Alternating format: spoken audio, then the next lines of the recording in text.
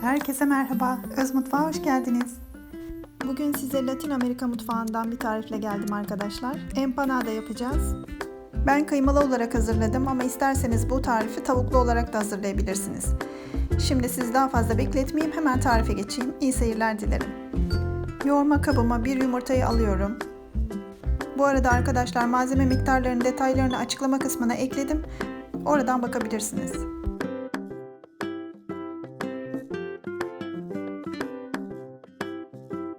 Üzerine oda ısısında yumuşamış tereyağını ekliyorum.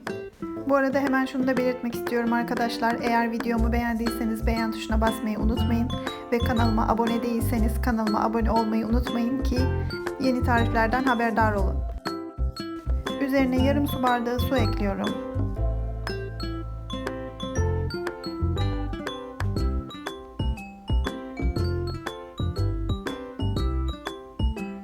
Bir yemek kaşığı elma sirkesi. 2 yemek kaşığı sıvı yağ.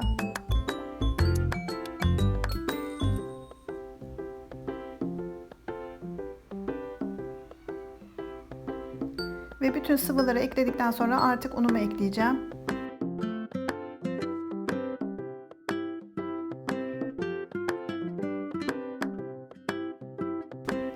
Bir tatlı kaşığı tuz ekledim.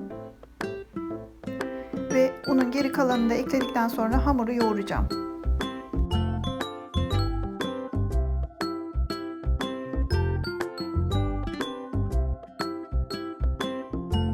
Hamur bu şekilde toparlandıktan sonra şöyle bir kıvamını göstermek istiyorum size. Bakın, yumuşak bir hamur ama ele yapışmayan bir hamur.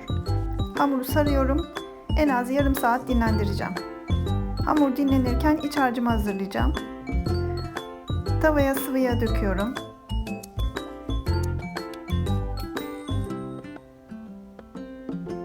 Üzerine küp küp doğradığım soğanları ilave ediyorum.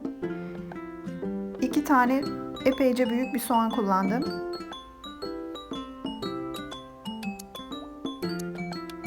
Üç diş sarımsak. Soğanlar biraz kavrulduktan sonra üzerine 2 tane kapya biberi de küçük küçük doğradım. Onları da ilave ediyorum. Soğanlar ve biberler pişene kadar kavuruyorum. Bu kıvama geldikten sonra artık kıymayı ekleyebilirim. 300 gram kıyma kullandım. Kıymayı da ekliyorum ve birlikte hepsini kavuruyorum. Kıyma pişinceye kadar. Kıymayı da kavurduktan sonra 1 yemek kaşığı biber salçası ekledim. Domates salçası da olur.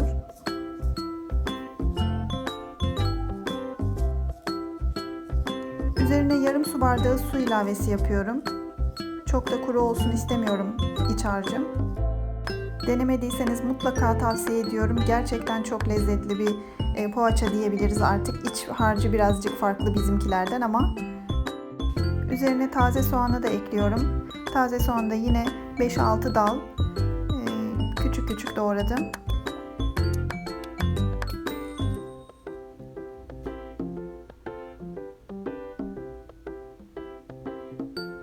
En son maydanoz ilave ediyorum ve ocağın altını kapatıyorum artık. Şimdi baharatlarını ve tuzunu ilave edeceğim.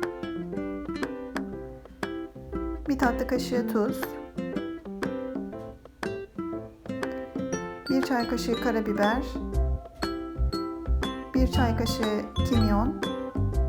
1 çay kaşığı da kırmızı toz biber ekledim. Şöyle bir karıştırıyorum ve iç harcı soğumaya bırakıyorum. Soğuduktan sonra diğer kalan malzemeleri ekleyeceğim. Evet, iç harcım soğuduktan sonra üzerine yeşil zeytinini ekliyorum. Ve 2 tane katı haşlanmış yumurtayı da küçük küçük doğradım. Onu da ekliyorum. Hepsini karıştırıyorum. İç harcımız hazır. Bu arada hamurumuz da dinlendi. Hamurumuzu açıp iç harçla doldurabiliriz.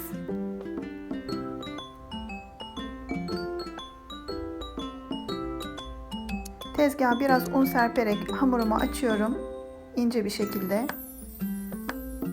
Hamuru bu şekilde açtıktan sonra bir tabak yardımıyla yuvarlak şekilde kesiyorum hamuru.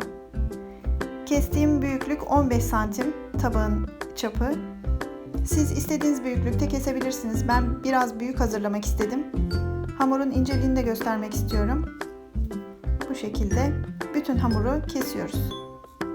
Kestiğim hamurlardan arta kalanları tekrar yoğurup açıyorum. Hamurların içini iç harçla dolduruyorum. Biraz dolu dolu koymak gerekiyor. Kenarlarını yapıştırıyorum birbirine.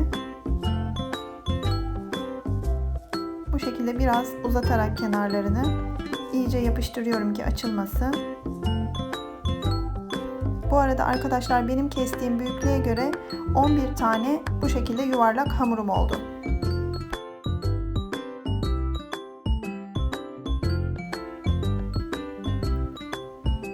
Sonra bu şekilde elimle bastırarak kıvırıyorum.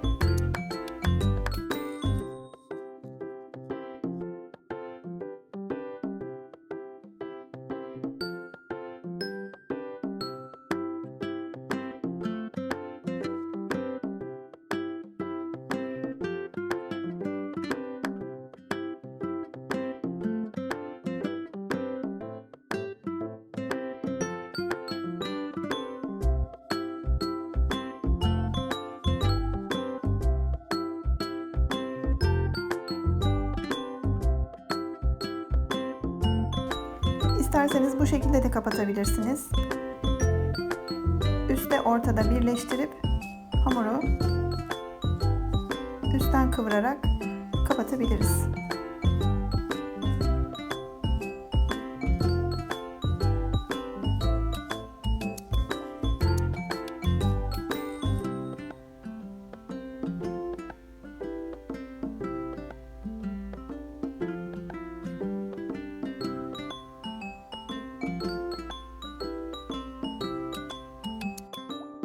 Bu şekilde hepsini tamamladıktan sonra fırın tepsisine yerleştiriyorum. Bir yumurta sarısını biraz suyla açıyorum ve hepsinin üzerine sürüyorum. Önceden ısıtılmış 180 derece fırında yarım saatle 40 dakika arası alt ve üzeri iyice kızarana kadar pişiriyorum. Evet, empanadalar fırından çıktı. Ben bu şekilde bir telin üzerine aldım soğumaları için.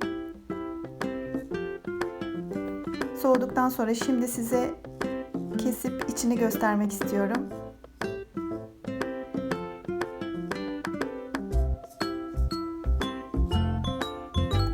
Bakın, gerçekten çok lezzetli, çok doyurucu ve çok besleyici bir tarif.